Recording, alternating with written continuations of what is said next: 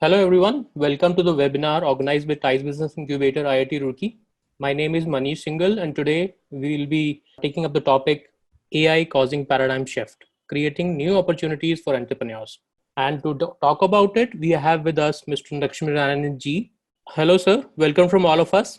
Thanks, Manish. Good evening. Good evening, everyone. So, TIDES Business Incubator is a recognized business incubator supported by Department of Science and Technology, Ministry of Electronics and IT, and Department of Biotechnology, BIRAC, and various other agencies. Under Government of India Startup India program, we run various programs for the development of entrepreneurship ecosystem in the country. We run programs such as 2-year incubation program for early stage startups at ideation phase. We run acceleration programs ranging from 3 to 4 months for prototyping and MVP stage startups. And we also organize various events and boot camps in institutions in the region. We also run startup programs in partnership with government agencies such as Engineers India Limited. And TIDES is also a nodal agency for Uttarakhand government for processing startup applications. So that's a brief about TIDES. And the expert we have today is Lakshminarayanan Ji. I'll just briefly introduce him. Lakshmi sir is an associate director for one of the big four consulting firms, Deloitte India. He's a management graduate from IIM Lucknow with a postgraduate diploma in artificial intelligence machine learning from IIIT Bangalore. He's an experienced management consultant with extensive experience in providing AI and analytics consulting to many Fortune 500 companies over the last 13 plus years. He's also visiting faculty in various institutions such as IIM Kolkata, IIM Lucknow, IIM Trichy, and he's engaged in teaching modern day tools and techniques to students. He's an avid speaker at different industry forums and a regular guide to several MSMEs through CII. Thank you, Lakshminarayanan sir. So I'll just let you take over the session and welcome to all of our participants. So it's all yours, Lakshmi sir. Thank you, Manish. Thanks for that introduction. And hello, everyone. Good evening. Thanks for spending this 1 hour of your weekend with us to have this wonderful discussion on artificial intelligence. I'm looking forward to learn more from your experience and our discussions in the next 1 hour. So artificial intelligence is something we have been discussing for nearly last 10 years. So even though it is a pretty old concept, now in the modern day world, it's a buzzword now, isn't it? Like every one of us, we are talking about what artificial intelligence is. We are talking about the practical applications of it and how it is redefining different concepts in this world. That's what we have been hearing from different quarters. So legends like Stephen Hawking, Andrew Ng, all of them have put across different aspects about AI. So Stephen Hawking says that AI is likely to be either the best or the worst thing to happen to humanity. And Dave Waters thinks that in a few years, AI virtual assistants will be as common as a smartphone. Maybe 15 years or 20 years back, if somebody had said this, maybe we would have laughed at him, thinking that, okay, this may be a joke. But think of it today. Are we not surrounded by a lot of virtual assistants, AI agents all around us? Maybe visibly or hidden from all of us, our eyes, we see a lot of agents working for us, a lot of bots in our life. Today, at least 50% of the apps which are installed in our smartphone are related to artificial intelligence in one way or other. They're being driven by them. So AI is something which is governing our life, which is happening, which is getting closer to us day in, day out. That's something we cannot ignore. We may like it or hate it, but we cannot ignore AI. So Bill Gates, that's the reason he says that humans should be worried about the threat posed by AI. So if you have to start worrying about something, first of all, we need to have a complete understanding about it, right? So understanding AI is the key for it. And all of us have a role to play, either as a customer or as a kind of an entrepreneur who is going to make use of AI to solve somebody's problem. Okay. So Andrew Ng, who is considered to be the guru for machine learning for a lot of people in the online world, he says that AI is the new electricity. Why does he say that? Look at the innovations that have happened over a period of time. What are the biggest innovations that have transformed our society? Electricity is one. And recently in our lifetime, internet is another, because it has changed the way we think. Our behavior has changed. Our shopping behavior has changed. A lot of new business models were created because of the internet. And today we are saying that AI can be the new electricity. That is just like electricity, wheel, as well as internet, how it has transformed the lives of the people. AI can also change the lives of the people. So that's the concept of artificial intelligence which people are talking about. So in this session, we are going to cover broadly 4 topics.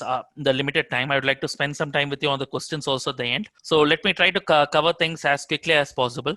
The focus is going to be on the third topic, that is AI creating a paradigm shift. But if you need to understand that, you need to know what AI is all about and why AI is different from other technologies and why this is considered to be a buzzword today. And then finally, with this paradigm shift, are we looking at some new opportunities or are we looking at a threat coming onto the society? So we will look at it from that point of view, and we will answer some questions at the end. So first, let's understand what is artificial intelligence. When we talk of artificial intelligence, there are 2 broad terms, isn't it? One is intelligence, the other word is artificial. What is intelligence? If I ask you the basic question like, are you intelligent? You will always answer this question that yes, I am intelligent. Right from the school days, we have been using this term intelligence very much actually, right, in every conversation. So if I have to ask you to define intelligence, if you go by the dictionary definition of intelligence, you will find some meaning like reasoning, power of reasoning, insight, perception. All these are some of the definitions that you may find from dictionary.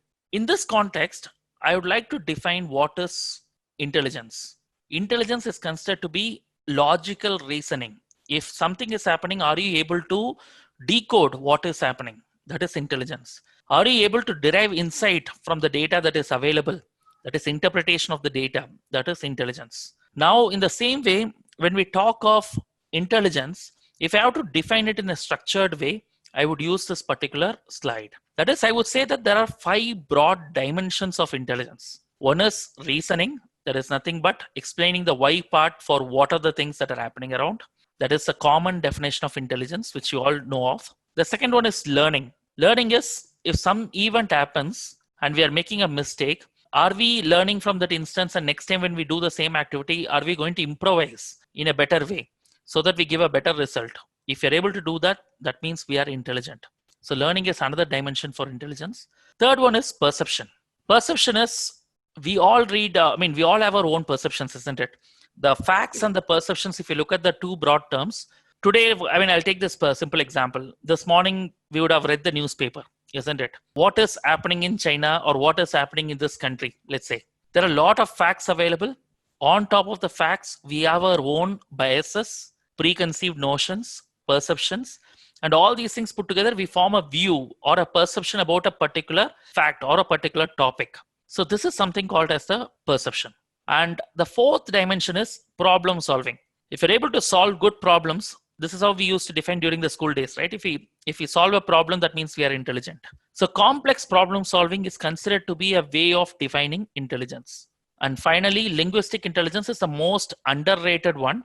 If I have to say linguistic intelligence, a person who can learn new languages, pick up how different languages are structured, you're able to pick up conversations, pick up things, then that means you have linguistic intelligence. So if you broadly look at it, these are the 5 dimensions of intelligence.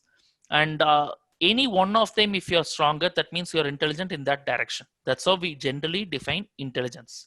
So with this intelligence definition, how do you define what is artificial intelligence? So I'm bringing 2 terms here, artificial and intelligence. So you understood what intelligence is, isn't it? Now, if I have to bring artificial word to it, that means anything that is not naturally available, I'm going to create it artificially. That is, humans have intelligence by default, isn't it? Now I'm bringing that artificial element to a machine. That is, I'm taking intelligence to a machine artificially because it's not naturally available with a machine. And I'm making a machine intelligent in any one of the dimensions which we spoke about. If I'm making a machine intelligent with any one of these dimensions, that means I'm creating an artificial intelligent agent. So that's the basic definition of AI. So I hope you understood what is the definition of AI. If I have to define from the market terms, any AI system or any machine, you can call it as an AI system if it has one of the features. Not all of the features, even if it has one of the features, you can call it as an AI system. That is a machine which can learn from past experience. A machine which can use the learning to reason things out. A machine which can recognize images. That is considered to be a complex problem solving because identifying images is not very easy. facial recognition, or any kind of voice recognition. All these things are considered to be challenging aspects when it comes to machine intelligence. And if machine is able to do it, it is considered to be AI. A machine which can solve complex problems, that is AI. Understanding language and its nuances, AI, and creates perspectives. So you can just relate it to the dimensions of the intelligence I was talking about. If any one of the dimensions can be met with the help of a machine, that means the machine is intelligent, to put it in very simple terms. So different areas are explored in AI. You need to understand what are the areas, because if you do not have any knowledge of AI, the first thing that comes to your mind when we talk of AI is robotics, isn't it? The humanoid bot is the first thing that would come to your mind if you do not have a knowledge about AI. Even that was my perception till I started picking up AI. But only after experience, I realized that it's just not bots, it's just not robots that we are talking about. We are actually talking about bigger concepts, varied concepts when it comes to artificial intelligence. For example, machine learning is a very popular term related to AI. And in fact, the current age of AI, the current era of AI, actually, do you know how old is AI, by the way? Can anyone make a guess? How old is artificial intelligence? I think maximum 5 to 6 years. Okay. All of you can use the chat window, actually. Quickly respond. What do you think is the age of AI? You'll be surprised when I answer that. 1980s. Good. Siddhartha, any other guesses? So Manish has given 5 to 7 years. Okay. Others? Just make your guess. It's okay. It's okay to be wrong. Perfectly fine. You're learning this for the first time. It's okay to learn. 50 years. Okay. Good, Sumit. Good guess. Anyone else? This year, no, boss.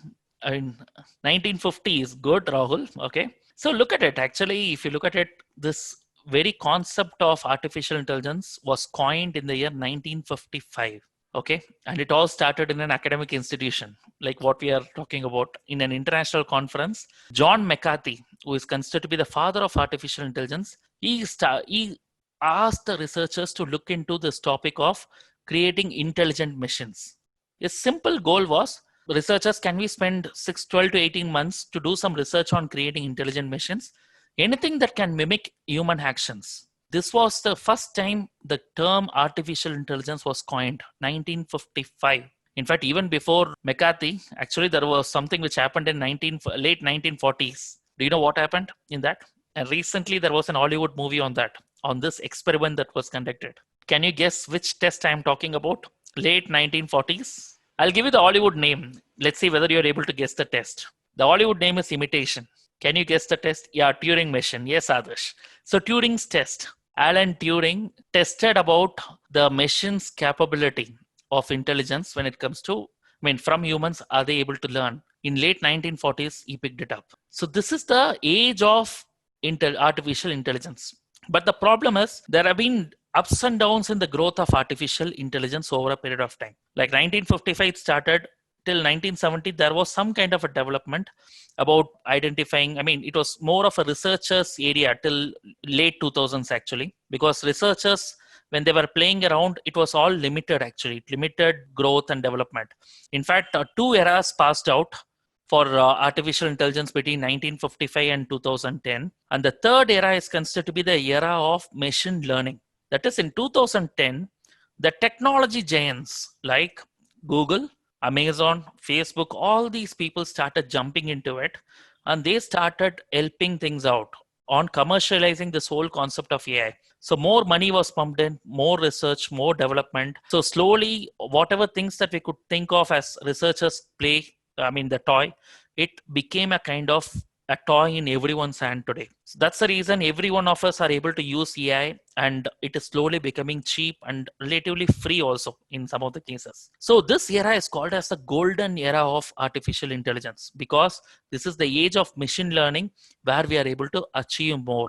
By the way, before I deep dive into this slide, tell me what has changed in the last 10 years. That is, in 2010, what do you think are the triggers for the sudden development of AI? I told you that, okay, Facebook, all these companies started jumping in. Yes. Okay, data and machines. Good, Siddhartha. Anything else that has actually triggered the development of AI in the last 10 years or last 20 years? I'll keep it. Data and machines is one. Yes, good. Make your guesses, friends. We are here to discuss and learn from each one of us. Digitization mass. Okay, good. Deep networks, big data analysis, need for automation. Yes. Actually, need for automation was always there, isn't it? In fact, in 90s, when IT revolution started, there was a need for automation. Even before that, In fact, do you know the age of TCS? They considered to be the first IT company of our times. TCS was established in late 1960s. They worked on automation space, isn't it? So 4 primary triggers for development, which you should be aware of. One is internet. Thanks to internet, yes, Madhav, telecommunication that resulted in internet, that resulted in cloud technology, which actually empowered all of us with lot of power, computing power, and the storage power. The second one is the computing power. Remember Moore's law? I hope you remember Moore. Who is Moore? Moore is the founder of Intel. He came up with a logic, and that is Moore's law. And because of the Moore's law, today the computational power available in a small chip is very, very high. Moore's law is the second trigger. Big data, thanks to it, today social media is playing a big role in generating data, isn't it?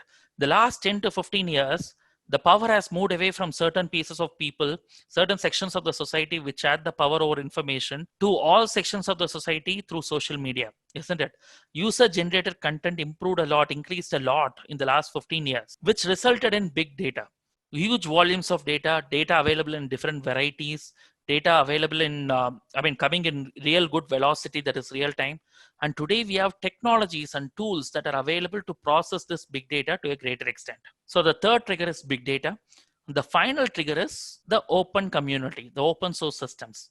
Today, thanks to the open source community, we are able to have a lot of algorithms for processing any kind of information. So it is only improvising any challenges that we have today. Now people are coming together. They would like to help each other and create wonderful algorithms, the updates for the algorithms to keep this running. So this has ensured that AI has grown to a greater extent in the last 10 to 15 years. And that's the reason machine learning is considered to be the primary area of focus in AI in the last 10 years. And machine learning talks about deep learning and predictive analytics. The second one is NLP, translation, classification, clustering, information extraction. All these are sub areas of NLP.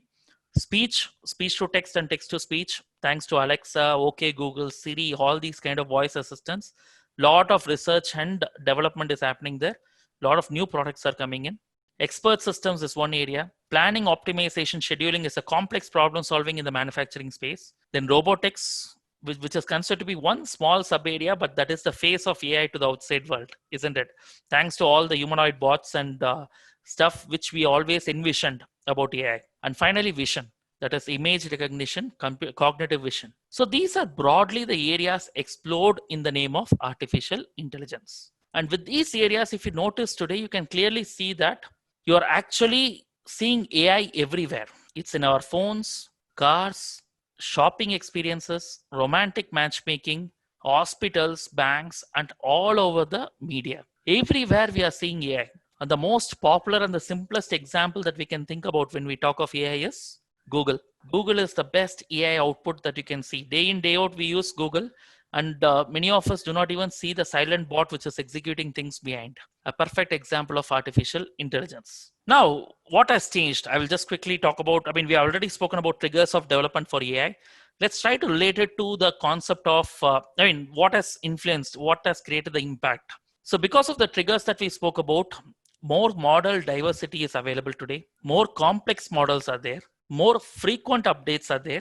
And more data diversity. And more IT platforms to validate and process the data that is diversely available for our usage. This is how we have realized that there are more choices and more of everything, which is actually helping AI to grow faster. And this is where the path to business value also is happening in the case of organizations. So from big data, the data that is available all over, we are able to run predictive analytics on top of it. And from there, we are deriving insights. And from insights, we take decisions. And decisions are actually resulting in business value. So if you look at it, finally, all these technologies are actually trying to solve some business problem. In fact, in many organizations, it is helping in the right decision making. Today, most of the decisions in the corporate world are going wrong because the right information is not available to the CXOs. Now with AI and all these things coming into picture, now with more advanced technological tools, we are able to predict or derive insights easily from the data that is available, which is actually making a difference to the kind of ecosystem that we have created. So this is what is the major thing.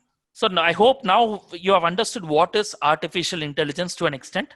If I have to put it in simple terms, I'll tell you intelligence is all about finding patterns, isn't it? If a machine can find patterns from the data that is available with it, and if it is able to relate to whatever that is happening with the new data, then it is called as the artificial intelligence. This is what we call it as the machine learning concept. Of course, with all other areas also contributing to a greater extent. Now let's take machine learning specifically and look at what makes AI different. This is one of the examples which I always share with a lot of people. Throwing the paper ball into the dustbin. Okay. Now you will understand with this example why the problem solving approach has changed and what is the paradigm shift that we are talking about. Okay. Let's take this example. You are throwing a paper ball into the dustbin. Now, do you think you will be throwing all of us would be successful in throwing it in the very first shot into the dustbin? Not really. So we will throw it sometimes the very first opportunity, let's say, for example, it falls short. That is, now you know that you have to apply more force when you throw so that it falls into the dustbin. Now, in the second instance, you are using more force, it goes beyond the dustbin. Now, again, you have to reduce the force so that you can ensure that the ball falls into the dustbin. So you keep on experimenting it. Like with this force, am I able to land the ball into the dustbin? What is the right force to land it in? So you have multiple factors to play around, right? That is a force, distance, weight of the ball, all these factors you consider to ensure that it falls into the dustbin. Now let's take another small variation to it. I'm having a fan put across. Now the fan will ensure that the way you are throwing the ball, it may deviate from the path, isn't it? Now you need to consider the angle also now. In what angle you are going to throw so that it falls into the dustbin. So with more factors coming in, the output also, there is a bit of learning you will take on how to throw it into the dustbin, isn't it? This is the normal learning process for the human being. Now, if I ask you to write a program to identify, if I give you the inputs like I'm applying this force, this is the weight of the ball, this is the angle at which I will be throwing, will you be able to write a program to identify whether the ball will fall into the dustbin or not? A simple question. So in the conventional approach, all we need is a simple equation, isn't it? That is, y is equal to some force plus force equal to ma, some kind of equation you will use from the physics. And for that equation, you will write a program saying that these are the inputs that I'm going to throw into a function. And with the help of these inputs, I'm going to put it in the equation and give an output, whether this will fall into the dustbin or not. This is the conventional approach. If the fan is added, you will add one more factor like angle of throw. And all these things you will apply, and then you will use it in the equation to get the final output. This is conventional approach. What will happen in machine learning? In machine learning, what you're trying to say is, I need not have the model ready because I do not know the equation. Now, I have done some 100 experiments of throwing the ball into the dustbin. Now, I know for every experiment that I have done, for every attempt that I have done to throw into the dustbin, I know the variables of input. I know the output, whether the ball has gone into the dustbin or not. So for 100 such events, I've identified what are the inputs and what is the output. Now with this, I'm going to predict if I'm going to pass that 101 input, can I build a model with this 100 data points, which will actually tell me whether this 101 input is going to result in landing into the dustbin or not. This is what is called as a machine learning model. So from the input data, you're trying to see a pattern out of it on what would be the right equation for a ball to fall into the dustbin. And then whatever new data that comes in, you're trying to check whether that ball will land into the dustbin or not based on the inputs. This is the difference in the machine learning concept. So if I have to put machine learning in layman terms with a lot of assumptions for simplicity, in traditional programming, you are giving an input. There is a program already written, and based on the input, there is an output that comes out, which is 100% accurate. That is, every time you pass an input, this model will give you the same output. But in machine learning, you're passing in the past data, which has input as well as output. Output is nothing but here the label, whether it will fall into the dustbin or not. And then you're building a model. That model is built using the statistical algorithms. And now you are using that model for any new input data that flows in. And thereby you're calculating whether with a percentage of accuracy. This is where the prediction accuracy comes into picture, whether the ball will fall into the dustbin. So with a new input from the past data, you'll be able to predict with 50 or 60% or even sometimes 90% accuracy to say that, yes, this ball will fall into the dustbin. So this is the change in thought process now. Now, traditional programming has certain constraints when it comes to the way of problem solving. Machine learning is able to break that way of approach of solving problems. It creates a new way. Thereby, we are able to see output. So we are not reliant on the model. We are reliant on the input data and the patterns in the input data, which will actually help us to solve the problem. Okay. Okay, Neha, as a question, when we give input training data set and output, is output only being conditional? Conditional, you mean classification you are talking about, that is either or classification? In this example, yes, because in machine learning terms, we call it as a supervised learning approach, if I have to put it in simple terms. In supervised learning approach, we classify whether it falls or not into the dustbin in this example. But of course, there are different learning approaches which you can use. The same data set that comes in, with the help of which you can solve multiple problems. Like for example, sales forecast.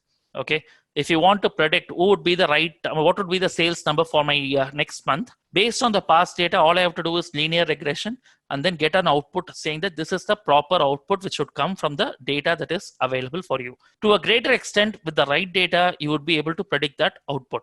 So machine learning is more like a prediction engine. That's why when we talk of machine learning, we call it as the world of prediction machines. You are creating a prediction machine with the help of machine learning, which is coming under AI.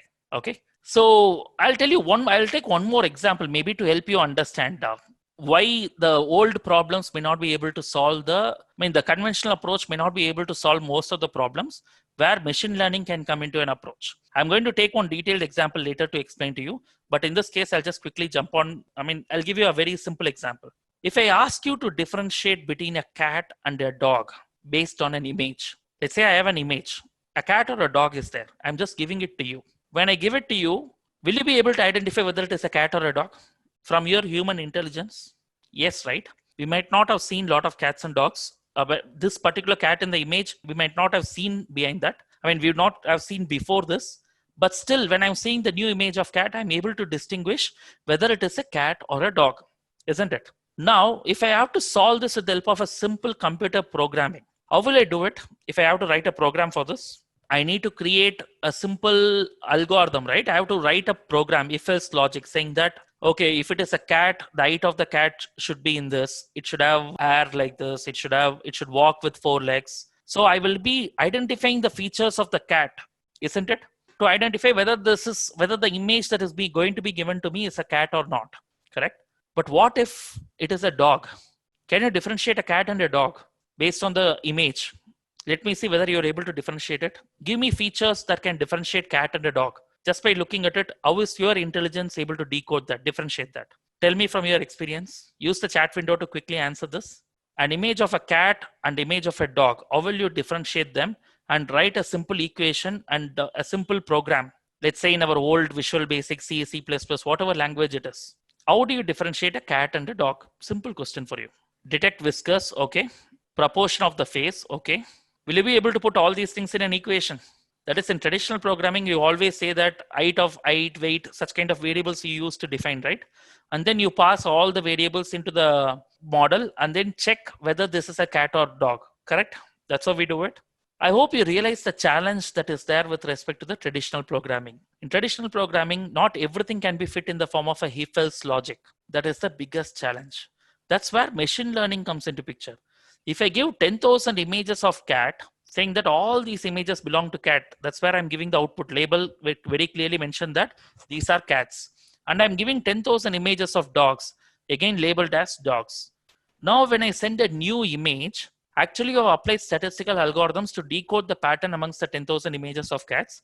There is a pattern to it. And then again, 10,000 images of dog, you have analyzed with the help of statistics. There is an equation to it. Now, when I give a new image, this new image will be fed in as the input to the model, and it will try to check whether this belongs to this pattern or the other pattern. If it belongs to the cat pattern with a certain percentage of leaning towards that, that means this image is a cat, and this cat, with this accuracy, I can say that it is a cat because it is tilting towards that pattern. This is where the machine learning is creating that paradigm shift. So whatever problems that could not be solved earlier, we are able to slowly solve it with the help of patterns. Yes, Neha, you're right. With the help of patterns, I'm able to solve that. So prediction is the key element here. What we are trying to do is process of filling in the missing information. That is, 10,000 images, I know the information that all these are cats. But this new image which is coming in, I have a missing value. That is, I do not know the label of this particular animal. It is cat or dog, I do not know. Can a machine help me? Yes. I will look at it as a prediction problem. I will predict what is this missing label with a certain accuracy. So with the past data that is available to me, I'm trying to find the answer for this missing label, whether it is a cat or a dog. This is how you make it as a prediction issue, and thereby you're able to solve it with a certain percentage of accuracy. That's where the difference also between the old programming and the new programming is. The old programming will be 100% accurate every time because the equation is simple, straightforward. But here, it is not simple, it is complex. Thereby, you are coming up with a prediction accuracy based on the past data. If the quality of the data that you given is going to be good, it is only becoming better. That means your results will also be better. Let's look at other examples. Credit card transaction, whether it is legitimate or fraudulent. This again can be seen as a pattern. Like for example, I swipe my credit card in my nearby shop in Bangalore every now and then. I use it for 3,000 rupees, 5,000 rupees shopping purchase. I do not spend bigger money there. But suddenly my credit card is getting swiped in, let's say Australia, for nearly 1.5 lakhs. Don't you think that this is an anomaly? First, based on the location. Second, based on the amount that I have swiped. So this one will be immediately flagged as a kind of a transaction which is not fitting into my pattern, and immediately it will be flagged to the customer care executive. The customer care executive will quickly give me a call and he will check with me whether I was the one who made this transaction. So it is not falling in the pattern. So this can be seen as a transaction. The prediction element here is legitimate or non-legitimate. Whether my credit card transaction is legitimate transaction or not. Based on the past data, they are trying to call this out. Tumor in a medical image, is it malignant or benign? Based on the past data of all the malignant and benign tumor images, can you classify it? This is a popular use case. In fact, a lot of startups have started companies to address this particular problem. Can I take care of X-ray? Can I take care of MRI? Can I analyze it better? A lot of healthcare startups in Bangalore are doing this. The person looking into the iPhone camera, is he the owner or not? Again, a pattern recognition. Okay, so the new wave of AI does not actually bring us intelligence, but a critical component of intelligence, that is prediction. With prediction comes better accuracy. Now, this one we will look at it in detail. Autonomous cars. Is it a new concept? Definitely not. The autonomous vehicles are there for a longer period, isn't it? We have been hearing about Amazon warehouses using autonomous cars and everything. But why suddenly we are talking about autonomous car as a bigger problem in solving? Let's understand the difference. The autonomous vehicles in data warehouse, in warehouses like Amazon, if you look at it, they are built with a simple logic. Using the business logic of if else condition, you are writing it. If a person walks in front of the vehicle, please stop. If the shelf is empty, move to the next one. Simple instructions given to it, which this bot can follow. But can you take the same bot and put it on a street where there is heavy traffic? It may not work, isn't it? Because we know how the Indian roads are. Forget about foreign roads. Think about Indian roads. Indian roads, even in one way, you have to look on either side to cross the road, isn't it? That's the kind of complication we are looking at. So too many things could happen on the road, and too many ifs which you cannot possibly code in a machine. And autonomous vehicles like this cannot function outside a highly predictable controlled environment until engineers reframe navigation as a prediction problem. So this is a conventional approach of creating an autonomous car, which is working perfectly fine in different warehouses. But if I have to put it in the street, I cannot look at it as a conventional problem. I have to look at it as a prediction problem. So instead of telling the machine what to do in each circumstance, can engineers look at it as a prediction issue? What would a human do? Engineers, when they started thinking in this direction, they were able to see a lot of new results, new ideas coming out. In a particular situation, if there is a red signal in the traffic signal, will the vehicle be stopped by the human or not? Will he press the brake or will he press the accelerator? If he sees red, he will press the brake. Okay, that is a learning for the machine. So how does a human react in a particular situation? That makes a big difference. That makes a good understanding of how you can create an autonomous vehicle. Now, companies are investing billions of dollars in training machines to drive autonomously in uncontrolled environments, even on streets and highways. So how are they doing it? They're making an AI sit in a car with a human driver. The human drives for billions of miles, receives data through the environment, through their eyes and ears, processing the data with their brain, and then acting in response to the incoming data, drives right or turn or brake or accelerate. That's how it does, isn't it? The same thing happens with a vehicle like this. You fit it with all the sensors. The sensors are available. You're overfitting the car actually. And with all these sensors, you're trying to see you're collecting the environmental data. What is environmental data? Whether somebody is crossing, whether it's a signal is red, whether it is green, or the vehicle which is going in front, is it having a right indicator or left indicator? And based on all these inputs, how is the human reacting? Is he pressing the brake? Is he shifting the gears? Is he pressing the accelerator? You are collecting all these data. And then based on this is nothing but observation. You're collecting the environmental data and the human action to it. Now machine starts seeing the pattern. When does he press brake? When does he press accelerator? And slowly it is building its own model. Like, this is how humans are driving it. Let me also drive it in the same fashion. So AI is actually changing the way the things are being solved. If modern AI is just prediction, why is there so much fuss about it? Isn't it? It's a curious question, right? Because predictions are always there, isn't it? Astrology is also prediction, isn't it? But prediction is a foundational input.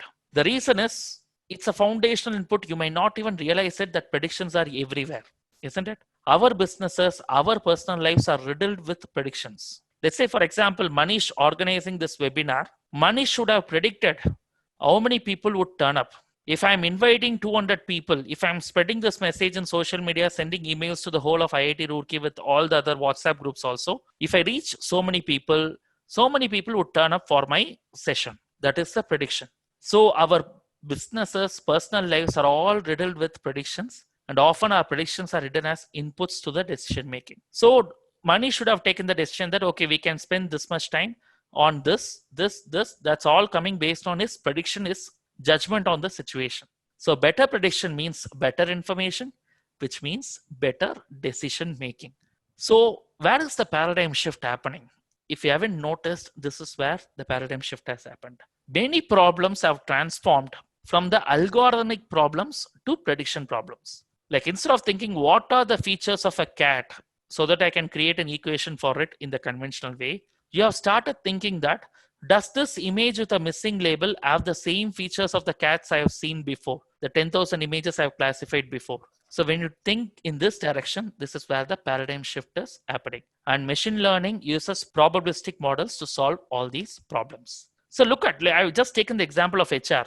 Today, a lot of companies are creating their own products. New entrepreneurs have come up solving these questions for the companies. Like 2 weeks back, I had a discussion with one of the startups from IIM Bangalore. So they are trying to solve this particular question. I will create an AI model for identifying who will be the right person for the hiring. That is, who can be the right person fitting into the organizational culture. So who will do well in my organization? Definitely, I can make use of the data of the people who are already in the organization, see a pattern of the successful people, where they are coming from, what kind of educational background, top tier institution or local engineering colleges, BCom, what kind of combination are they? Are you able to look at the performance over a period of time, the attrition rate over a period of time?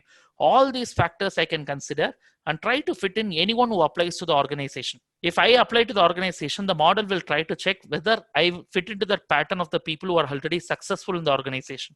If I am, then the company, without even a lot of process, they will just issue the offer letter directly. So look at the kind of costs that are getting saved in the whole supply chain process. So hiring is one example. Promotion also, you can think in the same way. Who will do the next job better, next level job better? Retention, compensation, everywhere you can make a difference. So my personal recommendation for you in this thought process is, check this book, Prediction Machines, The Simple Economics of Artificial Intelligence by Ajay Agrawal. If you don't read books, I would suggest you to check out the video by Ajay Agrawal in the same topic in YouTube. 1 hour video is available. It will make you think in this direction on why AI is making the difference. So last 5 minutes, I'll just quickly touch upon the kind of opportunities that are getting created. By this time, you would have realized the paradigm shift is creating a lot of new opportunities. And with COVID coming into picture, a lot of new changes have happened in the recent past, isn't it? This is a famous joke. I'm sure you would have got it in the WhatsApp. Who led the digital transformation of your company? Is it the CEO, CTO, or the COVID? It's the COVID which is causing all the changes. And the moments of crisis that have always defined the kind of companies that come up. So last time in 2003, when SARS outbreak happened, it led to new e-commerce giants like Alibaba, JD.com. For some companies, it is the moment of truth where they try to transform. But if you're really smart, you can be a wonder entrepreneur in this particular period. So American Express, Starbucks pivoted during the global financial crisis of 2008-2009 to digital operating models that enable them to thrive and dramatically increase shareholder value. Look at the pattern changes that have happened. How many of us were comfortable doing an online session? Maybe 5 years back, if I had told this, so people would have strongly mentioned that, okay, boss, what can be taught in the classroom cannot be taught over the webinar session. People will not have that connect. You will not have that impact, isn't it? But today, the situation is forcing us to take this, whether it is effective or not. The new reality is in. So millions of students are accessing education through edtech platforms. Mothers are buying groceries on apps too, making cashless payments through fintech and other platforms. Employees attending video conferences on relevant apps. So all these changes are happening. This was happening long time back, no doubt about it. But now it has speeded up. That is the beauty of it. And the fourth industrial revolution is going to be led by AI, which will restructure businesses. So this is what I wanted to cover. New reality and how AI can help in the new reality. And everything is shifting towards modern opportunities. And all you need is one smart idea, which can be fueled with the help of AI, which can create better results for you. Okay. Yeah, if you have your questions, please post it in the chat window. I'll be happy to answer it for you. And these are my coordinates. So we can be in touch through the LinkedIn. So wherever you have any doubts, we can quickly discuss and I can answer it for you. Okay, I got some questions earlier. So how to use AI in service providing companies? So it's very simple. I'll take it in a generic way so that people are able to understand how this is being done.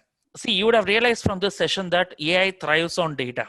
So if you have data collected in any form, be it a product company or a services company, if you're able to collect the data, that data can be used for better resolution. Like for example, with the help of the data that is collected by the IT department of an organization, you can easily predict which computer, which hardware or the software is going to fail in a particular laptop, which person is going to come with an issue to the IT department.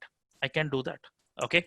That's the easiest example. The data is getting collected everywhere, but I'll tell you from my practical experience, data is not something which is readily available in many organizations. A lot of companies want to do AI, but the availability of data is a problem. People do not capture data, but they want to work around with AI. That is not the way to do things. Okay, good. I've got a question from Vatsal. So how AI can help in fighting against COVID? Please give some examples. Okay, good, sir. So again, let's go back to the data. What kind of data is getting captured in COVID?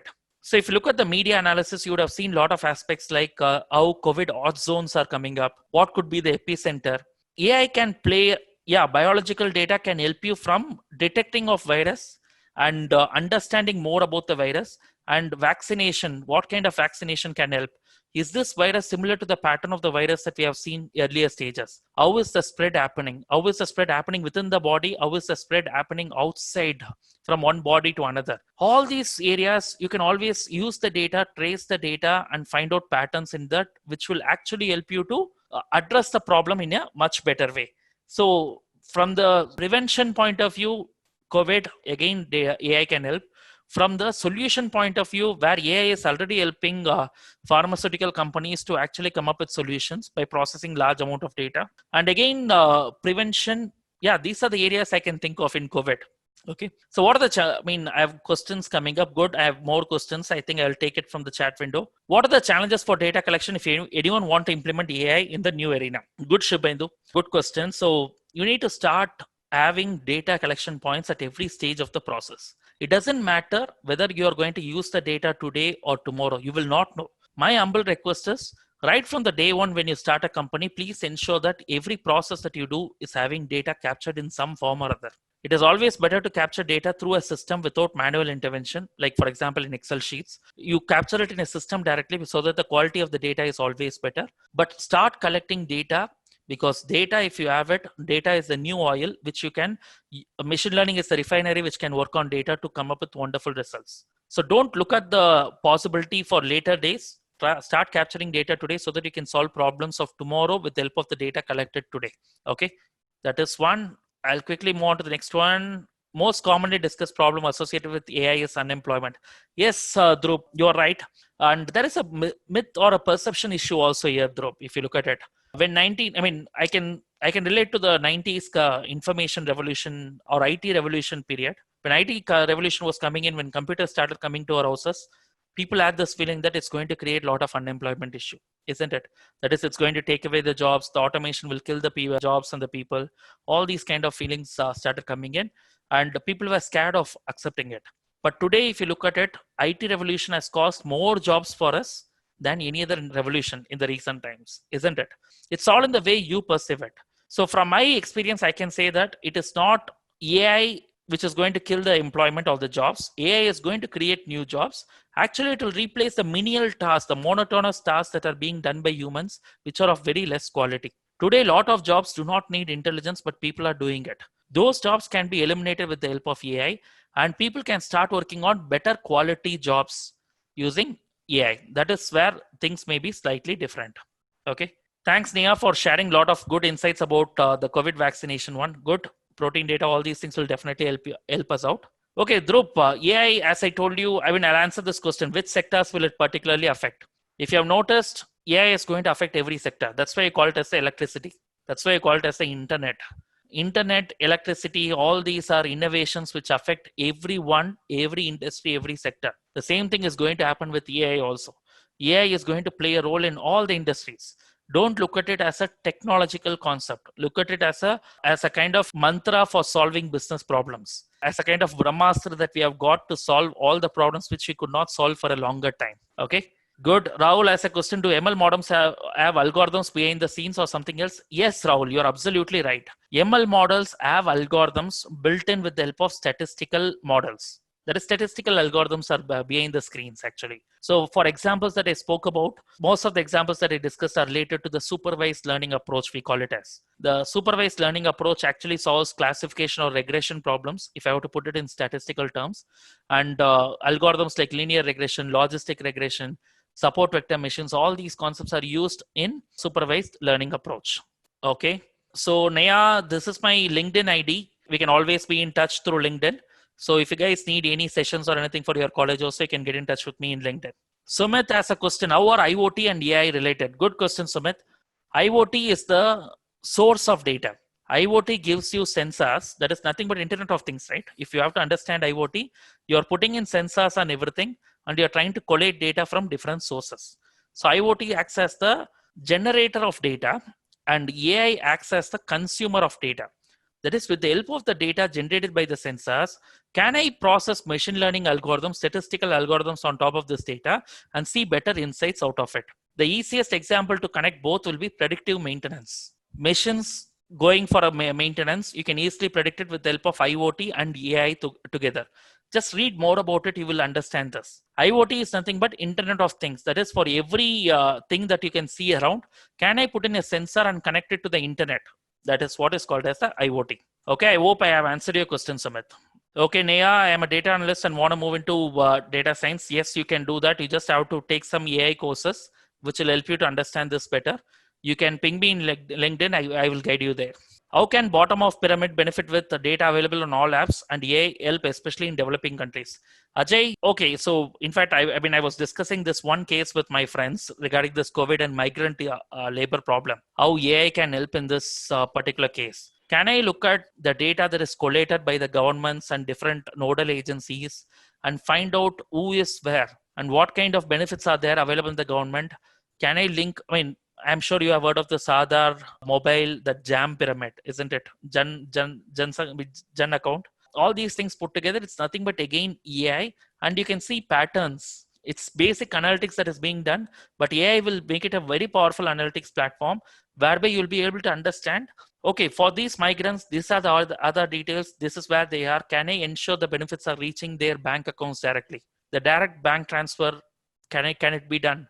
And where are the bank accounts which are illegally used? That is, people have created accounts, but people are not alive. Okay, somebody else is using the account to take the money. All these aspects can be thought of, can be seen as a pattern over a period of time, isn't it? The shell companies, can I identify it just by using the machine learning pattern? Yes, I can do that. So all these are quick benefits of it. It's all about capturing the data and then fixing it with the help of machine learning models. Good, Neha, nice. So I'm going on to the our big firms like Deloitte using AI. So if I have to put it in simple terms, there are ways of, we are trying to solve the problems of different companies, because Deloitte is a consulting firm, PwC is a consulting firm. All these consulting firms, we are in the business of solving business problems, correct?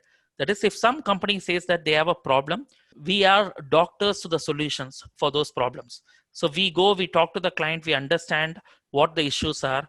And if there is a need for data-driven decision making, we bring in the AI, we bring in analytics, we try to solve those problems with the help of this. Like, for example, I'll tell you one example. We solved one of the problems for the IT major when they had a question like, I want to know who is the employee who is going to leave the organization next. Okay. So we help them to, with a model creation, to predict who would be the person who is going to leave the organization next. With 93% accuracy, we were able to solve that issue for them, clearly telling that these are the employees who may be looking out and they'll be leaving it. So out of 2 lakh employees, when HR get a list of employees or the departments where the attrition rate is going to be high, they can proactively solve the problem, isn't it? And help retain the employees. So that's where the easy solutions are available. Okay, good. So for any e-certificate will be provided or not, I think Manish will be able to answer that. No, I think so. For participation, we don't have any e-certificate at the moment. So okay, then okay, I can do it if needed. If people need it, they can ping me on LinkedIn. I can give a suggestion for them on how to get the certificate from my firm, not Deloitte definitely, but from my own firm I can do that. So if people need a certificate, I can help you out there for this particular one. Okay, good. I'll move on to the next question. For a new startup, it is feasible to directly jump on gathering data rather than working through. It is feasible to, okay, new startup, you start it right. That's all I'm trying to say, Shubhendu. So you have to start it right with collecting the data, because without the data infrastructure available for you, thinking about constructing a wonderful, beautiful building of AI on top of it will not work. So that is the right way of doing it. Okay. And of course, with the help of data in Excel sheets also, you can do machine learning and all the stuff. It's not a challenging thing at all. But one thing you need to understand, machine learning, AI, all these concepts are considered to be Godzillas. They are very hungry, and they take a lot of data from you to give you the right results. With very limited data, if you want to play around with AI models, it may give you results, but the accuracy rate may be very poor, or it may be biased towards a different direction. It may not solve your real problem. Okay. So please be careful about it. Neha, this is my LinkedIn one. I don't know why you were not able to find out. So I will just quickly give it. This is my LinkedIn ID. You can just search for Lakshmi Narayanan Ji. You will find me as Associate Director in Deloitte. You can find me there. Good. Any other questions? I think I've answered all the questions. Manish, are we good? Do we have anything else? no, I think, sir, we are good. Just a couple of questions, like if someone knows the business problem but working on developing a startup, so how does one go about in coming up with a solution in AI? So what are the first few things that the person should do? Are there any good resources where maybe some certificates or courses where a person can start from? Okay, so I'll tell you something. First of all, when you start a business, you need to have a clear-cut understanding of two things. Okay, one is the business knowledge, that is about the industry, whether the data is available or not, in what form the data is available, what could be the quality of the data. All these things a person should be thinking of. If he has a business knowledge, he'll be able to answer those questions to himself. The second one is the AI knowledge. When it comes to AI, he need not be technically an expert in Python or any other language to be an entrepreneur in this space. But all he needs is to understand what is the possibility, what is the art of possible with respect to AI. For that, I mean, unfortunately, that's where I also felt the need actually. When I picked up 3 years back on AI, I realized that most of the courses which are available online today are more related to data scientists. That is, they may train you on the technical programs, skills, and everything which can make you a developer in the AI space. But for a practical person who wants to understand what AI can do, there are very little programs available. That's where I launched my own courses on AI in MyShiksha, where I talk about more about AI programs where people just to gain knowledge of what is AI and how it can be applied in different business lines without much of technical details attached to it. So if people are interested, they can check the website. So from an entrepreneur point of view, all they need is clarity of the problem, clarity of the data available for the problem. If you have both, it is easy for you, and importantly, the clarity of AI, how it can help you. If you have the clarity of these three things, it is easy for you to get a technical developer to solve your problem because they are available in abundance in the market. All you need is the clarity of what you want. How to get that done, you have people to achieve it for you. So I think we are done for today. So thank you, Lakshmi sir. That was an engaging and informative presentation. I'm sure most of our questions have been answered. And if some of us still have questions, they can write to us. They can write to Sir. We will always try to answer questions. Thank you to all the participants. It was great hosting the webinar. You may follow our social media pages for future updates and attending such sessions in the future. Thank you, sir. Thank you all.